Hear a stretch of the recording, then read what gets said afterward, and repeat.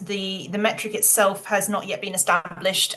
So in terms of where we're at, we absolutely agree that there needs to be an agreed metric in place. I think that conversations are already underway internally with regards to how we land on what that metric is and how it measures our activity and our ability to influence. Our work around apprenticeships is our ability to influence. We have limited carrots and limited sticks. We are supporting businesses to understand the benefits and engage. And therefore, we need to look in a slightly different way, I think, about how we measure not just starts, but also the investment into supporting the region to increase the availability of apprenticeships. We have some strategic change that we know is going to take place in the coming months. We know that we will have a new local growth plan. We will have a new strategic skills plan, which will supersede our previous employment and skills strategy. We will also have an LSIP refresh. So we are taking a opportunity to look at not just what we do, but how we measure it and making sure that it has true alignment to agreed local needs.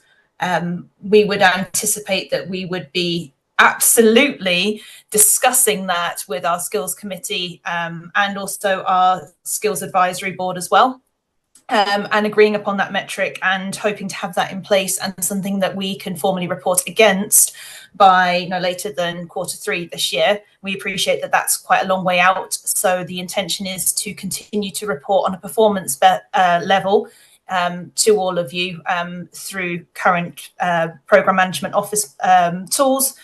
But in terms of a metric to agree that against, it's still a work in progress. Can I just add something else on? Yes. Sorry, no, it's not really on the skills metric. It's just on our ability to change the number of apprenticeships that are available. And I think it's worth pointing out that although the Combined Authority has a skills committee and has a role in managing skills, and in fact, the amount of devolved budget that we have is only the adult education budget plus a few little bits of capital funding that we've managed to acquire over time, and our ability to bring people together, along with a lot of other issues that the Combined Authority deals with. Actually, our ability to actually make or change things is largely dependent on our ability to work with others and bring other people together in partnership. And we are doing what we can on that. But it would be wonderful at some point if we had more of a skills budget than the adult education budget, because the vast majority of funding for skills flows straight from central government to providers and doesn't touch us. Thank you very much. So Councillor Divkovich and then Councillor Kotzak. Thank you. So this question isn't my question. This is a question that was sent to me by Anthony Carpen. He said that last week he asked on the Skills and Employment Committee, what conversations has the CBCA had with the large science tech developers and landowners regarding establishing lifelong learning facilities on their sites? And he said that the response did not state whether the CBCA had engaged in any conversations with the owners of the science parks and the biomedical campus, who, when he asked them at their public meetings, had told him that the CBCA has not approached them regarding new lifelong learning facilities on their sites. And he thinks that it would be good to contribute sums of the budget to pay for this, given the continued complaints about skills shortages, given profits and revenues. Thank you. It's quite interesting to have our response to to Anthony Carpen read out by the Councillor, but thank you for that. I think, again, it's important to understand the way the funding works, in that the Combined Authority has a budget for adult skills, but it doesn't really have, it has a budget for adult skills. Lifelong learning is a slightly different category. The way in which we spend that budget for adult skills is pretty constrained and limited, and it is already quite a stretched budget. the vast majority of it goes out through the two main skills providers who are, well, actually it goes to the FE providers, and it also goes to Cambridgeshire Skills and Peterborough, who provide community learning in libraries and other venues across the county.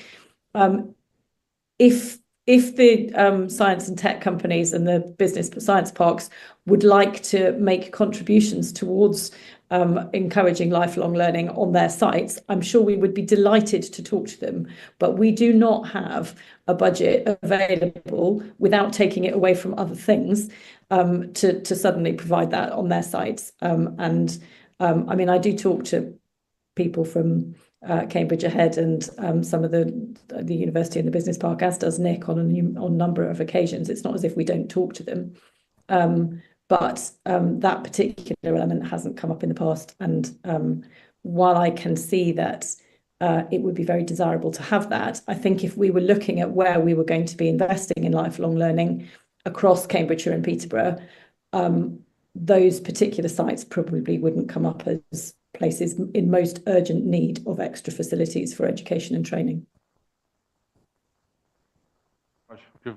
Any further? Just to say thank you for your response. Thank you. Councillor Goldsack. Thank you. Good morning. Good afternoon. Sorry. Yeah, very simple and focused thing. I think there's a small percentage, somewhere between 2 and 3%, that local authorities have to provide as apprentices. I'm very aware that at County Council we've recently run a scheme. I think it was for 20 odd new councillors in adult social world. Can you let us know how our constituent councils are performing? And that is the minimum. What more could be done within the constituent councils themselves, notwithstanding local government review, to increase this and set the right example for industry to follow? So I will come to Alexis in a minute on this, because she will have more information than I do. I wasn't aware that there was a minimum level of expectation on local authorities to have apprentices. I know that the County Council has made this a priority and has chosen to sign up to become part of a scheme where we are trying to get to 5%, I think, but we're certainly trying to have a significant proportion of our workforce involved in training and to increase the number of apprenticeships. And that's been really beneficial for the County Council, both in the with the social care and social workers that you were talking about, Mark, but also I think in a number of other places across the council. But I don't know that the other authorities have to do that. I think it's optional, and I'm not sure that we would gather data on whether they're doing it or not. Lucy, it's authorities with over 250 employees, I believe. Okay, well, that probably does apply to most of ours. That's fascinating, and we will ask some questions. I don't think we have asked questions, and we can definitely follow that up from Scrutiny.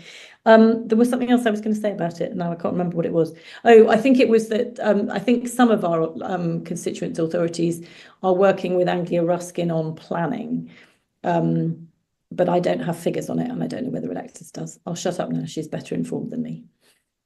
No, I'm afraid I don't have figures, and this is actually new to me as well. Our role we see very much as convening and supporting rather than monitoring and regulatory. But I'd be very, very happy to ask the questions and report back.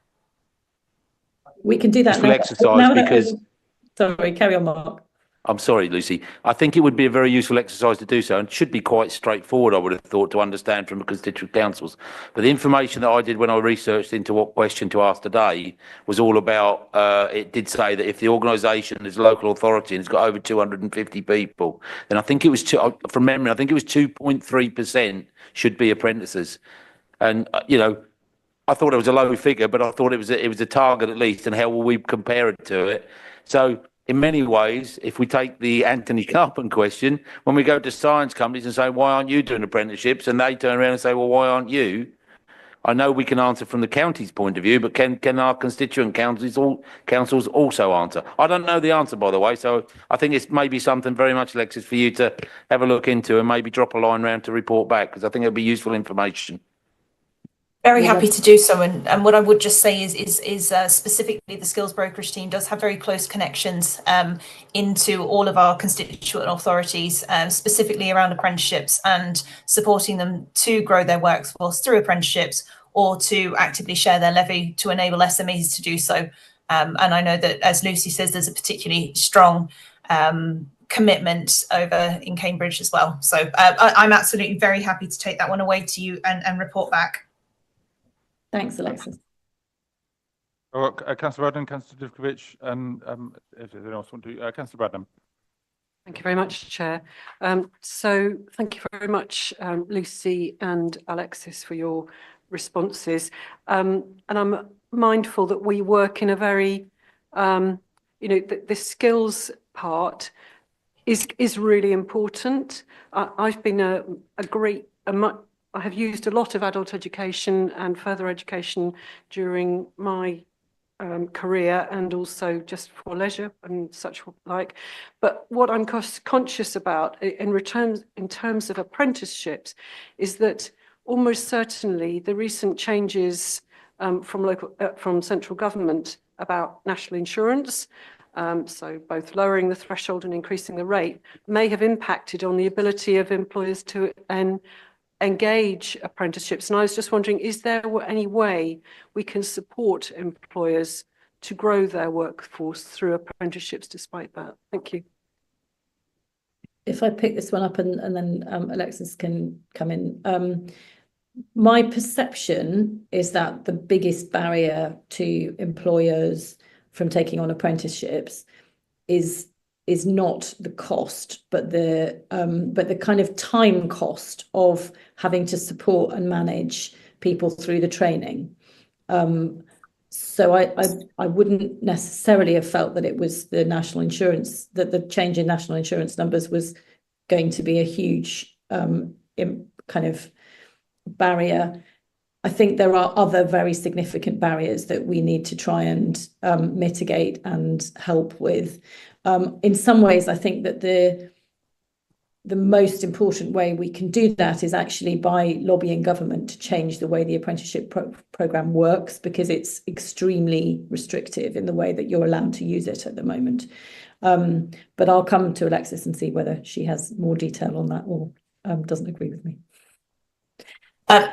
No, I agree with you entirely, Lucy. I think it is a complicated solution that we have seen some response from employers and particularly from SMEs and some nervousness in the labour market as a consequence of the kind of pending NI changes. We are proactively, as a combined authority, working to support businesses to look at bringing people into their workforce more broadly through our internships programme, which is a financial, it provides a subsidy to an employer which matches salary for the first 6 weeks of employment and provides additional training bursary support as well. We proactively work with all of those businesses to look at whether those can be apprenticeship opportunities. I am aware that there are some small financial tax breaks and concessions for employers that are investing in apprenticeships, but we certainly don't have the level of investment that might help to mitigate some of the concerns that our employers locally have.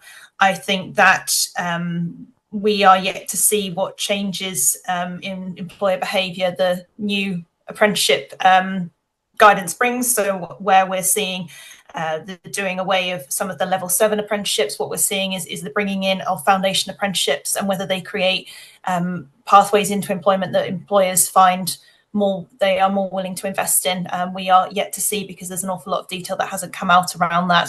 We're also waiting to see what the changes to the growth to the current apprenticeship levy, which will be called the Growth and Skills Levy moving forwards, waiting to see what changes that will also bring to employers' behaviour. But we certainly know that it's a changing time, and that kind of takes me back to comments earlier around why it's so challenging for us to be able to set metrics in this very much changing picture and landscape around apprenticeships. But I think we will see a stabilisation of behaviours moving forwards once the dust settles a little bit. I don't know if that helps to go some way to answer your questions at all. Thank you very much, both of you. Thank you. Councillor Dubkovic. I think it's really hard to talk about employment and skills at this moment in time without mentioning AI, at least. And I know that in my work and other firms, they have started integrating AI systems in how they operate.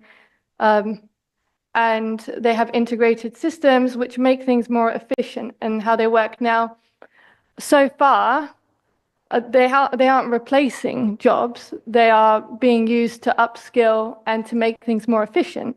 However, with the announcement by Keir Starmer, which is that Britain will be one of the great AI superpowers, and then we've got Trump, who's going to be investing, I think, 500 billion into AI innovation and changing the employment sector and fundamentally how we work in society. Are you thinking ahead in terms of AI and upskilling people for employment? Obviously, that's going to be an important factor now. Obviously, digital exclusion, those people that don't understand how to use AI and ensuring that they can use it and how it can make their lives easier. I think we're going to see transformations, especially with elderly care and loneliness. I think that's going to be quite transformative there, especially. So, yeah, have you thought about it? Are there any plans? Let me know. Thank you. Thank you. I think we're all aware that AI is going to change the way in which people work, and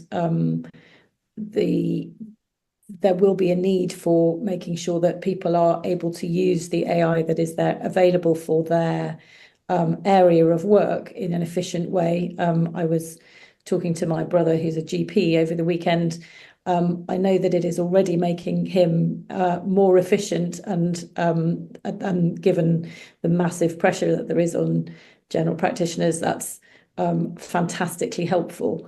I'm also aware that many of the areas where we have acute skills shortages across Cambridgeshire and Peterborough are areas, are kind of types of work that require hands-on physical presence and capacity, things like plumbing, electricians, construction, domiciliary care.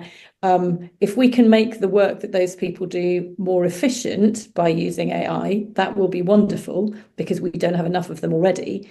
But AI is not going to replace those jobs. They require physical people in physical places to do them.